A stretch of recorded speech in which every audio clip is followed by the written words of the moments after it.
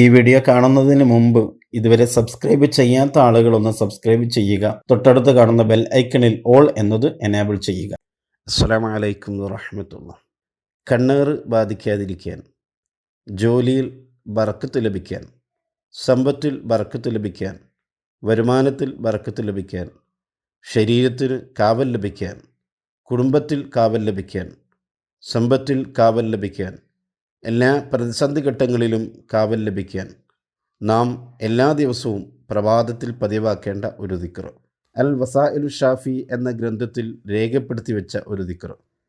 ഈ ദിക്ർ എല്ലാ ദിവസവും പ്രഭാതത്തിൽ നാം ചൊല്ലുകയാണെങ്കിൽ ഈ പറഞ്ഞ എല്ലാ കാര്യങ്ങൾക്കും അല്ലാഹു തആല നമുക്ക് ബർക്കത്തും കാവലും നൽകുന്നതാണ്. ഏതാണ് ആ ദിക്ർ?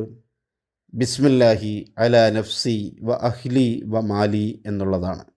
ബിസ്മില്ലാഹി അലാ നഫ്സി വ അഹ്ലി വ മാലി നാം പതിവാക്കുക. അല്ലാഹു സുബ്ഹാനഹു വ തആല നമുക്ക് തൗഫീഖ് നൽകുമാറാവട്ടെ. ആമീൻ.